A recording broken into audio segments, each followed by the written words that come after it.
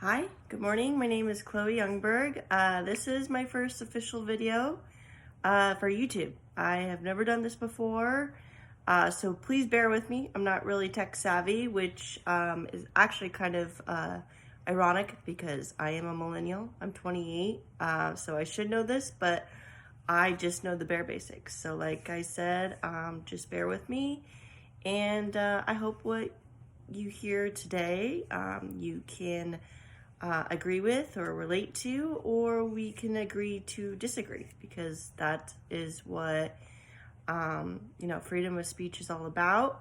That's what makes America so great, and this is a big reason, probably one of my many motivators why I'm doing this video.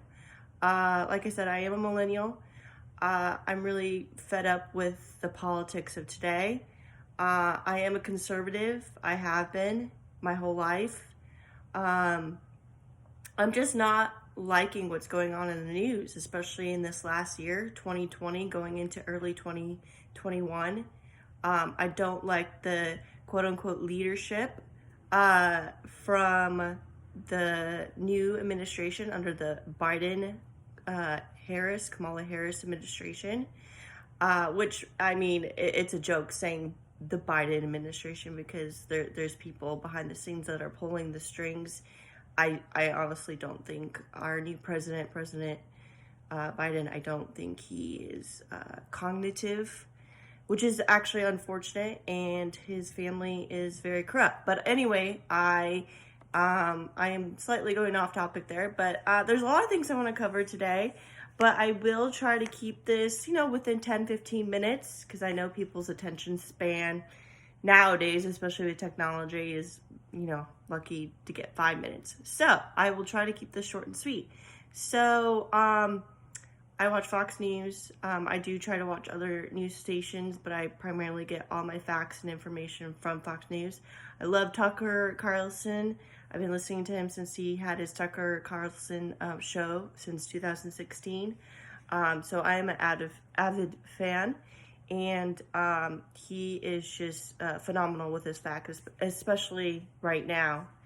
On his segment for Friday night, so that'd be February 19th, he did a segment on Indoctrination Nation, about college campuses and education through the college, traditional college system, and basically how colleges, especially those that are kind of put on a pedestal, like Harvard and Yale and Princeton and Brown, and how when Hillary Clinton ran against former President Donald Trump, then candidate Trump, how she lost, and how the people that voted for her, these prestigious elite colleges, had safe spaces on these different campuses. I know that Brown was one of them. I believe Yale and Harvard.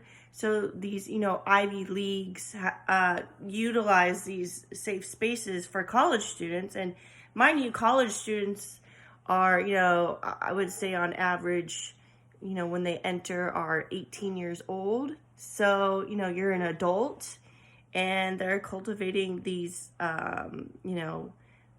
safe places where they can go, whether it be in certain parts of, their dormitories, or maybe they kind of like close off like certain like classrooms or learning centers, and they're allowed to, color and have hot chocolate and, wear their onesie pajamas and just feel safe and comfy. And it's like, okay, that's okay behavior when you're a child, when you're small.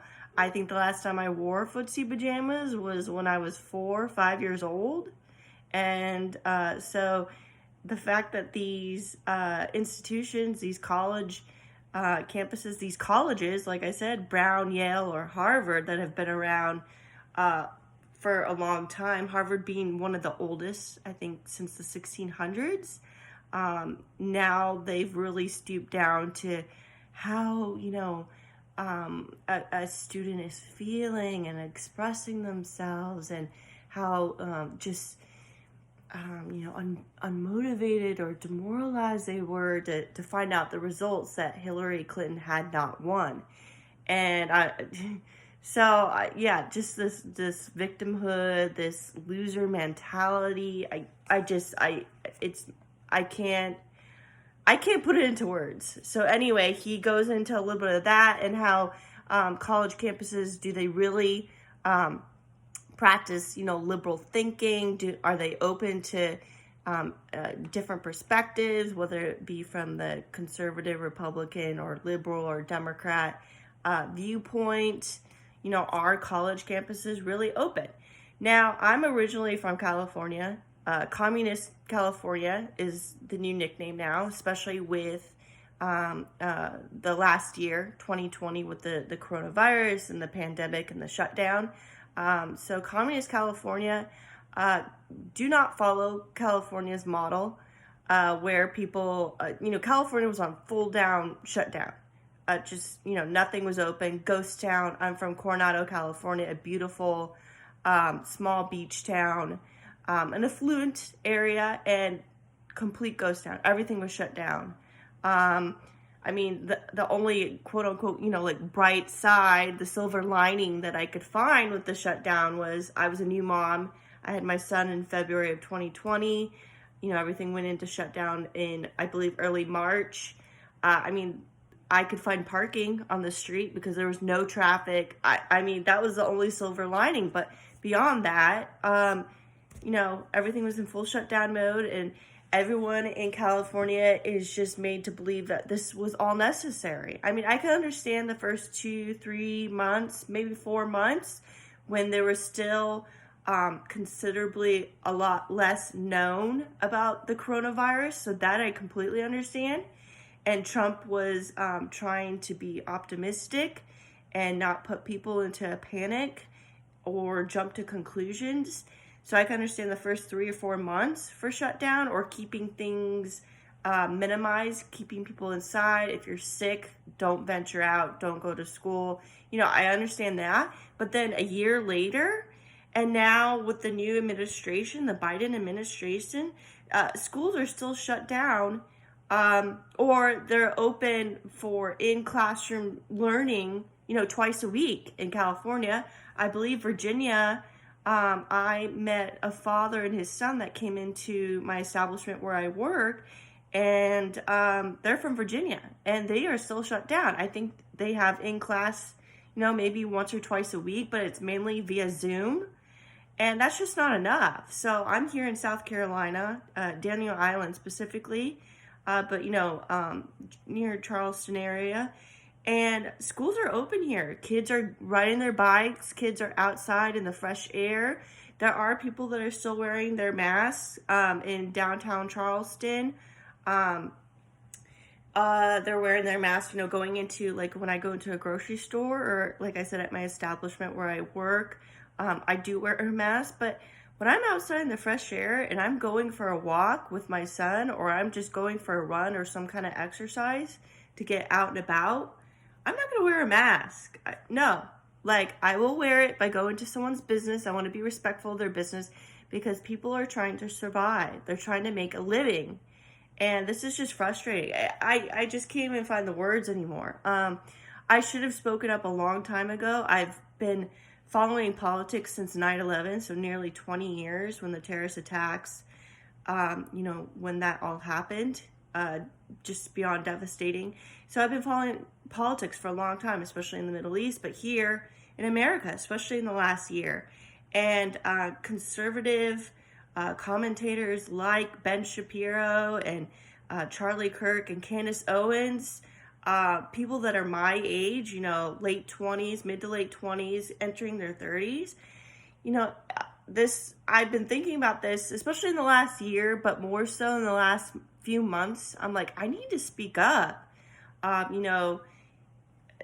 I don't know why more of my generation is not, or those that are speaking up and speaking out on media sites, or uploading videos, or doing what I'm doing right now. and are far more successful, which is fine. But I should have done this a long time ago. I should have done this months ago. And, you know, I'll do some posts, or I'll share some stories on Instagram or my other social, but it's just not enough. So I did start a blog. It's called Masks, MASKS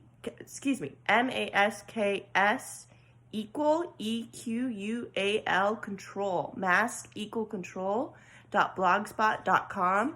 So read my first blog post there. I post on my Facebook. Chloe Noel Youngberg is my Facebook, or check out maybe some of my things. I actually gave up Instagram for Lent, which was probably bad timing, but anyway, I will be posting some things there, and I'm just going to continue doing videos and uploading them to YouTube. I'm going to get it out there, whether people are listening to me or not. This is just beyond ridiculous. So anyway, done with that rant. Yeah, so I came across my local newspaper here. Let's see. The article I came across was face mask stings show good compliance on Daniel Island. So apparently Daniel Island did very well with keeping their mask on and being compliant. Let's see. So on February 3rd, only 8 citations in total were written on Daniel Island. So we were good little citizens, little comrades, if you will, because that is what we are becoming. Most violations took place up and down King Street. This is downtown Charleston. During the nighttime hours, according to the City Department of Livability and Tourist Director Dan Riccio, who oversees operations for the city's livability code enforcement, the LCE officers. So this was written by a Zach Giroux, Giroux. I'm sorry if I butchered your name. He writes for our local newspaper, the Daniel Island News.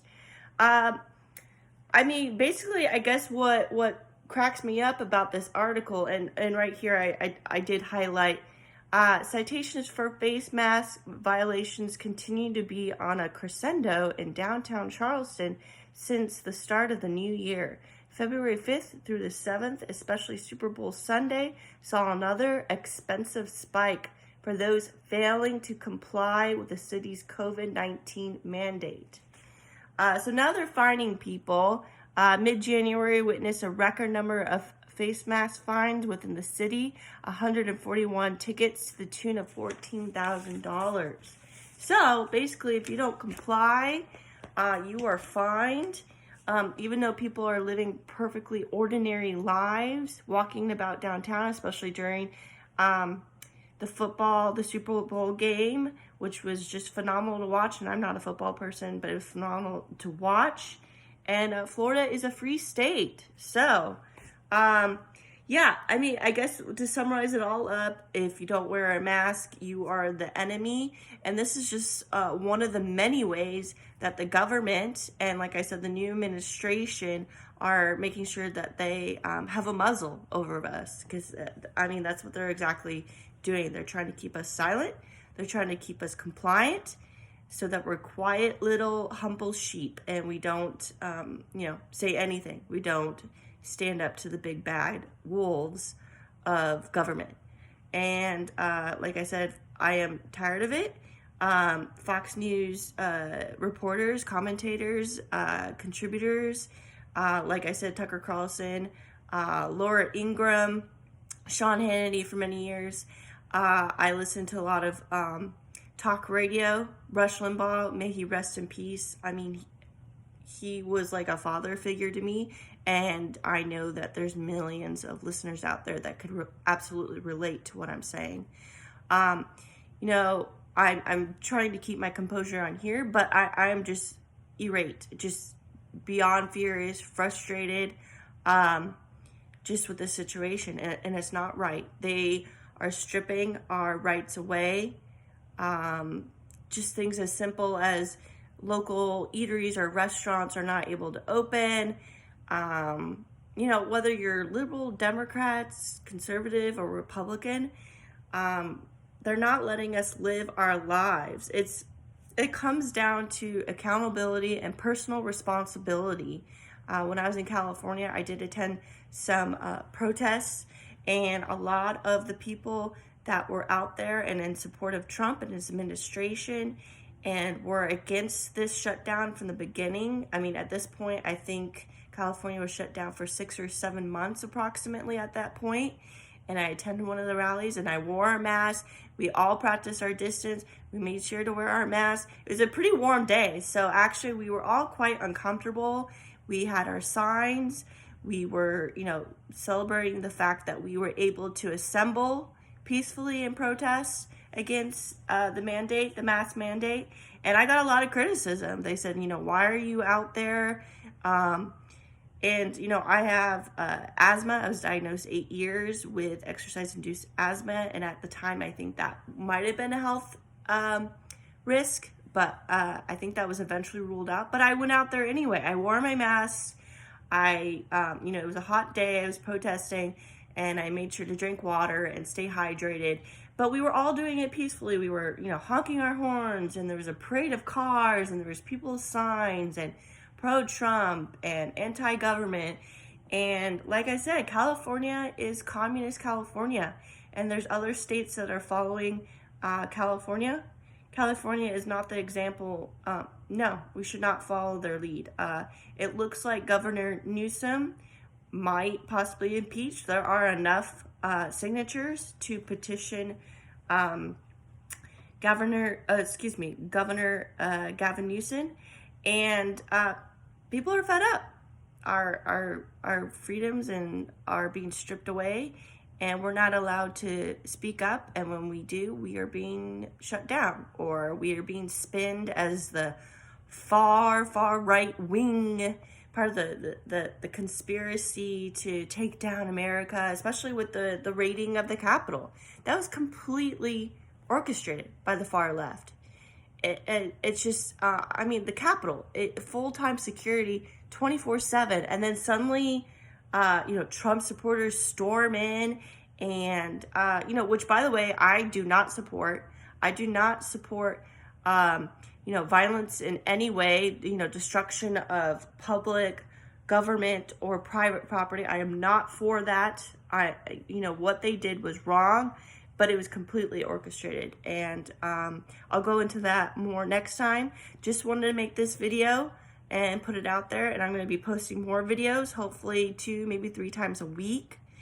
I am a single mom, so I only have so much time during the week. But I will do my part because I am tired of this. So I hope you will be able to view this and share it. And please speak up, stand up. And again, I started my blog. It's massequalcontrol.blogspot.com. Let me know what you think. Thank you. And God bless.